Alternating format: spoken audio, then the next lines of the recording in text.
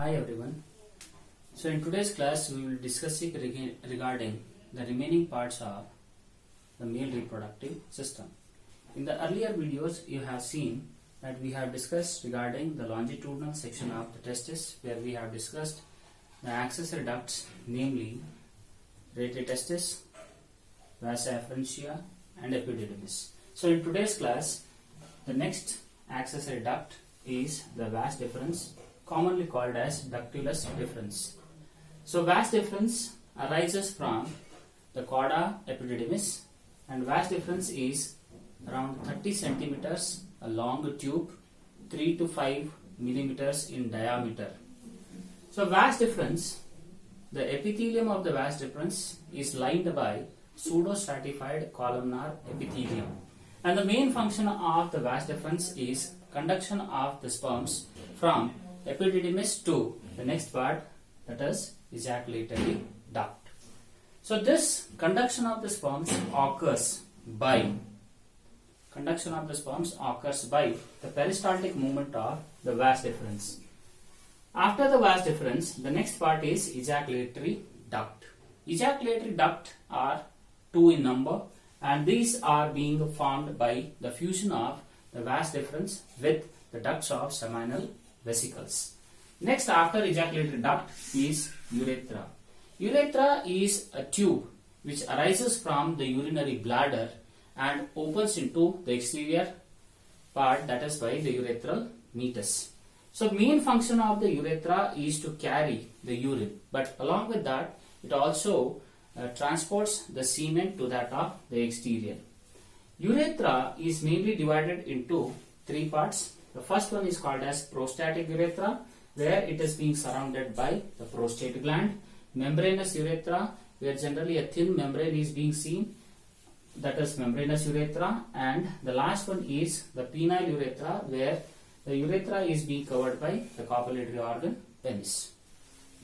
In the penile urethra, there are presence of, in the penile urethra, it is said to be the longest part of the urethra, which is consists of the two sphincters. First one is the urethral internal sphincter, the second one is urethral external sphincter. So here urethral internal sphincter generally is involuntary, whereas external sphincter is voluntary, and this urethra opens to the exterior by the help of urethral meatus. So next after the urethra is the male copulatory organ, that is penis. And regarding the structure of penis, already we have done a video earlier, so please go through it. So next after the parts of the male reproductive system, next let's discuss regarding the accessory glands. In the accessory glands, there are presence of mainly three accessory glands, namely first one is seminal vesicle, prostate gland and bulbourethral gland. So the secretions of all the three glands together is called semen. So how this semen is being formed? What are the different components, or what is the composition of the semen? What are the functions of the semen? So that we'll discuss.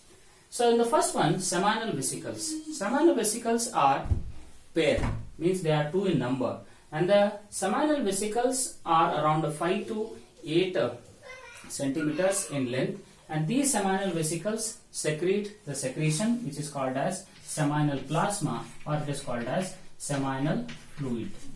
Seminal vesicles also have the other name, namely vesicular glands or seminal glands.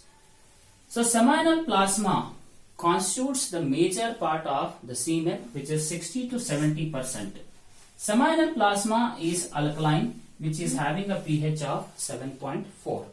Seminal plasma consists of fructose, the only sugar in the human body which is being present in that of the seminal plasma, or you can call it in semen.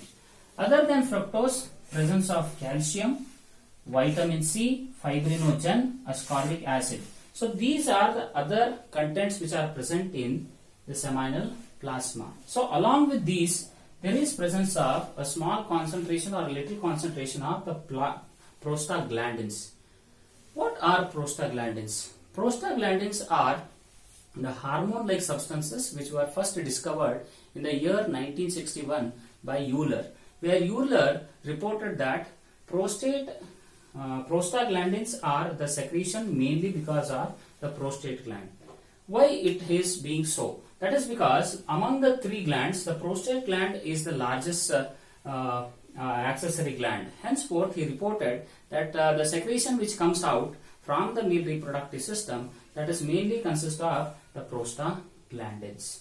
So here, in the seminal plasma, fructose, vitamin C and ascorbic acid provides the nutrients to that of the sperm, and prostaglandins stimulates the peristaltic movements or peristaltic contraction in case of the female genital tract.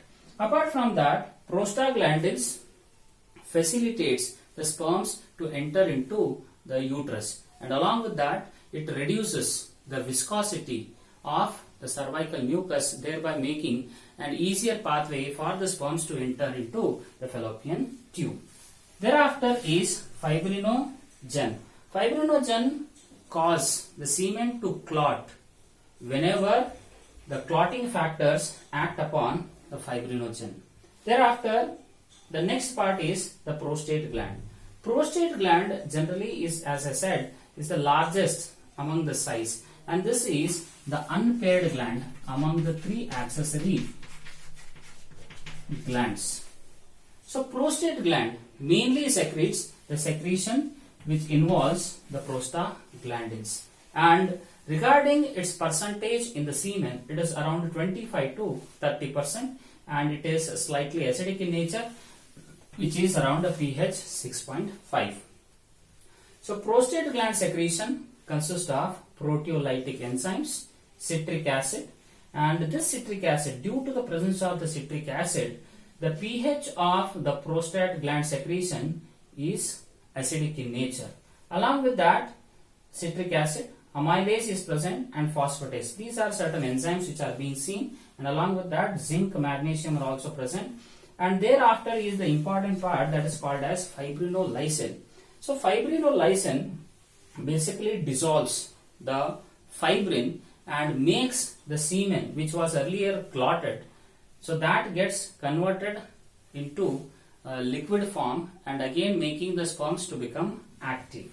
So apart from these, there are two more factors which are being present in the secretions of these two glands. One is called as a clotting factor, the other one is called as spermine. Clotting factor generally are those which converts the fibrinogen into the fibrin after ejaculation, thereby making the semen to become clot. So after the semen gets clot, that is in the female genital tract, it gets adhered to that of the vagina as well as cervix.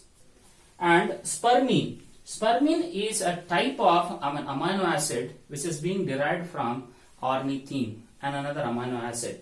So spermine neutralizes the acidic condition in the vagina, and apart from that, it also protects the sperm against the acidic nature of the vagina. So that is the seminal vesicles and prostate gland. Next is the bulbourethral gland. Bulbourethral gland is the smallest gland among the three accessory glands, which are generally pea-sized. Bulbourethral gland is also called Cowper's gland because they were being discovered by William Cowper. Now, the percentage of this Cowper's gland secretion is around 0.1%, very negligible. But the secretion which is being done by this gland is generally a mucoid substance, or we can call it as mucus. What is the function of this mucus? This mucus which is present or produced is whitish in color, and this helps in neutralizing the acidic urethra, which means before the copulation, whenever a male individual urinates, the urine gets deposited in the lining of the urethra, thereby increasing the acidic content in the urethra. So whenever a person gets orgasm, so at that time this fluid, the mucus which is secreted, so that gets completely covered over the urethra, thereby neutralizing the acidic urethra. And second one is it helps in the lubrication, or it acts as a lubricating agent during the process of copulation. So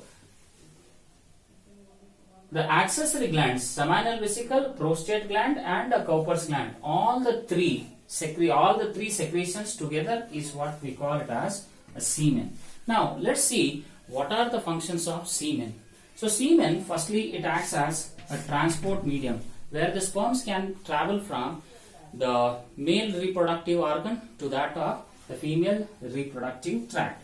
Second one is semen helps in the activation of the sperm motility, as it contains various of the energy nutrients like fructose, or it may be like vitamin C, or it may be the citric acid. It gets its energy, thereby making the sperm motility. Provides nutrients. So sperm provides, as I said, vitamin C and ascorbic acid are there. So they provide the nutrients for the sperm to travel into the female genital tract. Thereafter, it provides nourishment of the sperm. So that is more or less one and the same. And the next one is lubricates the female genital tract. So when the semen enters and binds to that of the female genital tract, so this semen lines the lining of vagina, cervix, as well as the uterus. So that lining acts as a lubricating agent so that the sperms can easily travel into the fallopian tube. And lastly is it neutralizes the acidic female reproductive tract. As I said, spermine which is being present, so this spermine makes neutralizing activity of the vaginal acid, where vaginal acid generally has a pH of around 4 to 5. So this is all about today's class, that is the parts of the female reproductive system, accessory glands, and the functions of the semen. Thank you.